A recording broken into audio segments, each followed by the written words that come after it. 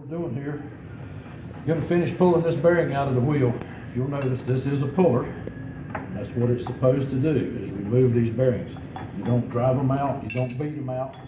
This puller has a ridge that reaches down behind the bearing and actually pulls it out. Once you pull it, since you're pulling on the center, the bearing's a throwaway. All the installation has to be done to the outside. So our next thing is going to be to put the new bearings in. You cannot beat the bearings in and out. If you'll notice, this tool has a little shoulder on it. That shoulder catches the outer edge of these bearings. That way it's installing on the outside edge, not the center.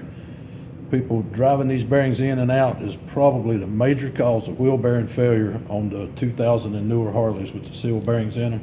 It's probably the major cause of bearing failure of everything going on. So, we're going to do this. We'll put this one here. Just kind of get it started. Stand it up. Put the other bearing right here. Kind of get it started with our hands.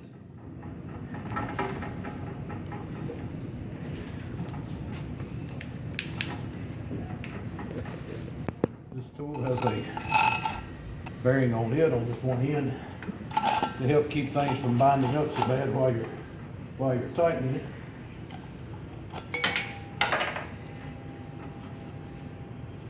Have to excuse me, I'm a little camera shy, I'm not quite used to that.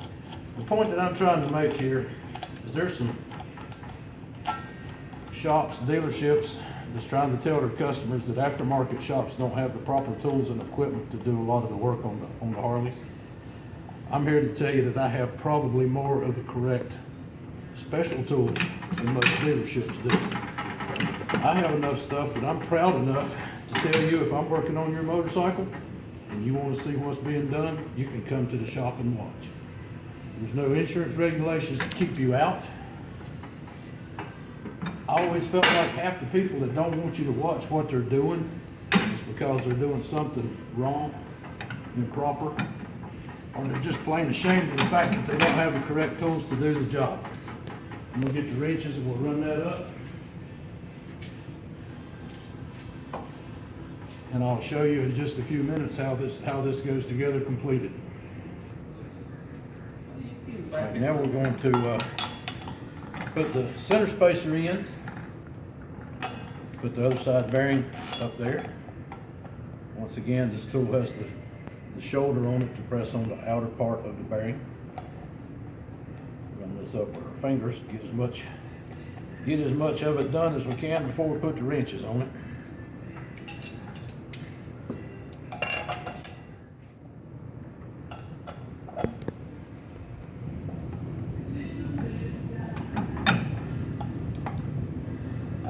There, it's mainly just tighten everything up.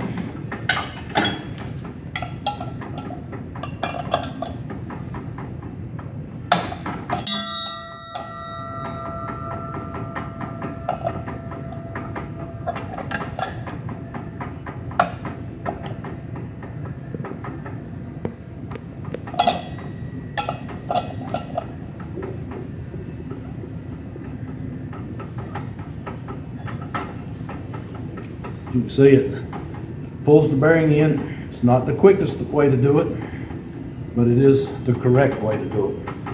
Once both bearings are pulled in, they'll seat themselves and be flat inside the wheel. The center spacer will probably be slightly preloaded, as it should be. May have to take the axle just to line it up before the wheel actually goes back on the motorcycle.